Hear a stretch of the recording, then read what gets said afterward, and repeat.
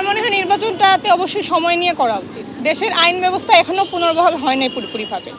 তো এই অবস্থায় আবার একটা নির্বাচন, আবার একটা নতুন সরকার গঠন, অবশ্যই এটা অনেক হ্রাস হয়ে যায়। একটা ইন্টারিম গভর্নমেন্ট কিন্তু দীর্ঘদিনের জন্য থাকতে পারে না। কারণ হচ্ছে যে একটা গণতান্ত্রিক চেতনার জন্যই কিন্তু এই আন্দোলন হয়েছে, অর্থাৎ বাক স্বাধীনতা, মতামত প্রকাশের স্বাধীনতা, সংবাদপত্রের স্বাধীনতা, প্লাস হচ্ছে ভোটাধিকার। একটা জাতি দীর্ঘ 17 বছর ভোটাধিকার বঞ্চিত বলা যেতে পারে। আমি তরুণ হিসেবে আমি ভোটার হয়েছি 2015 সালে। আমি 18 নির্বাচনে ভোট দিতে পারিনি, 24-এর নির্বাচনে আমি ভোট দিতে পারিনি। সেহেতু আমারও তো আকাঙ্ক্ষা জাগে যে আমার ভোটে কেউ সরকার হোক, বা আমি একজনকে প্রতিনিধি বাছাই করব যে সরকারে যেতে পারে। সেহেতু তরুণদের আকাঙ্ক্ষা অবশ্যই ভোটের দিকে যেমন আছে, সংস্কারের দিকেও আছে। সংস্কার এবং ভোট এটা একসাথে চলতে পারে। আমার মনে হয় যে কিছু কিছু সংস্কারগুলো করে যদি দ্রুত ভোট দেওয়া যায় তাহলে মনে হয় যে দেশ বেটার চলবে। আমরা প্রতিবারই দেখেছি জনগণ আন্দোলন করে, সংগ্রাম করে তাদের সুখ শান্তির জন্য, তাদের ভাত কাপড়ের জন্য, তাদের চাকরির জন্য, এবং এইটাকে আশ্বাস দিয়ে এই দেশে যতগুলো আন্দোলন সংগ্রাম বিপ্লব হয়েছে এগুলোর ফল ভোগ করেছে এদেশের সুবিধাবাদী শ্রেণী। এইবারও জুলাই বিপ্লবে আর ব্যত্যয় নয়। নির্বাচনটা মনে হয় খুব তাড়াতাড়ি দিলেই ভালো হয় আমাদের জন্য। রাষ্ট্রীয় সংস্কারগুলো হওয়া দরকার, খুব জরুরি হবে। এই মুহূর্তে নির্বাচনে না গিয়ে আমাদের যাকে দেওয়া হয়েছে, এই দায়িত্বগুলো যাদের দেওয়া হয়েছে তাদেরকে আরও সময় দেওয়া উচিত। তারা সব, কারণ অল্প সময়ের মধ্যে দেশটা যেহেতু এতগুলা দিন একটা সরকার ছিল, তারা যত কিছু এলোমেলো যা কিছু করে গেছে, এটা 2-4-5 দিনে ঠিক করা সম্ভব না।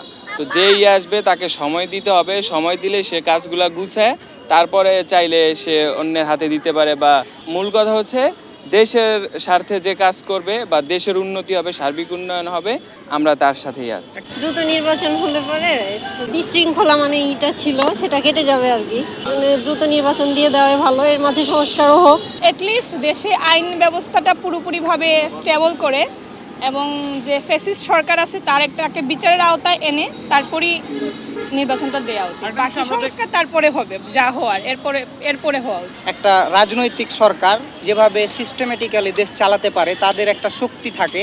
এই শক্তিমত্তা কিন্তু ইন্টারিম সরকারের নেই, অর্থাৎ বিভিন্ন ক্ষেত্রে গোলযোগ দেখা যাচ্ছে। তাই দ্রুত এই নির্বাচন দিয়ে দেওয়া উচিত। তবে একটা জিনিস ঠিক, যে শেখ হাসিনা যেই স্বৈরতন্ত্র কায়েম করেছিল, সেই স্বৈরতন্ত্রের বিরুদ্ধে অনেক আগে থেকে আমি অসংখ্য কবিতা লিখেছি, অসংখ্য গান লিখেছি এই স্বৈরাচারী শাসনকে উৎখাতের জন্য। আমরা চাই যেন সামনে যে আসে বা যারাই থাকবে তারা যেন এই ধারাবাহিকতাটা বজায় রাখে, দেশটা যেন সুন্দরভাবে চলে। দিন শেষে আমরা সবাই এই দেশের মানুষ, এই দেশটা যেন সুন্দরভাবে চলে, আমরা সেটাই চাই। আগে আর কি আমাদের কোনো বিষয়ে কোনো রকম স্বাধীনতা ছিল না, এখন আমাদের সব বিষয়ে সব রকম স্বাধীনতা আছে। এখন আমরা সব কিছু স্বাভাবিক বলতে পারতেছি।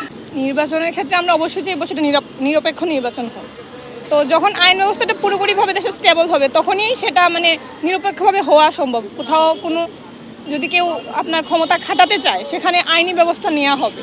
তো এই জন্য আমার মনে হয় যে আইনি ব্যবস্থাটা পুরোপুরিভাবে এটা মানে দেশের মধ্যে যখন স্টেবল হবে তখন যদি নির্বাচন হয় তখন।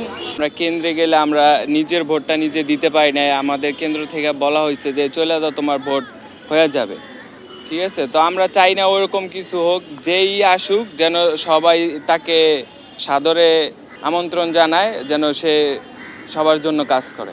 নির্বাচন আমরা ছোট থেকেই দেখছি যে আমরা তখন ভোট দিতাম না, কিন্তু কেন্দ্রে যাইতাম, দেখতাম কত উৎসব মুখর পরিবেশে নির্বাচনটা হয়। আর এখন এই বিগত দিনে এমন একটা পরিস্থিতি তৈরি হয়েছিল যে আমাদের ফ্যামিলিতে যারা বড়রা আছে তারা নির্বাচন যাইতে ভয় পাইতো, কারণ প্রতিটা কেন্দ্রেই দেখা যাচ্ছে ঝামেলা, মারপিট।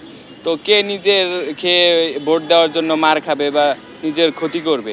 তো আমরা চাই যেন সবাই, বয়স্ক বৃদ্ধ যারা আছে, ইয়াং যারা আছে, সবাই একত্রিত হয়ে সবাই যেন আনন্দের সাথে ভোট দিতে পারে যার যার নিজস্ব পছন্দ মতো।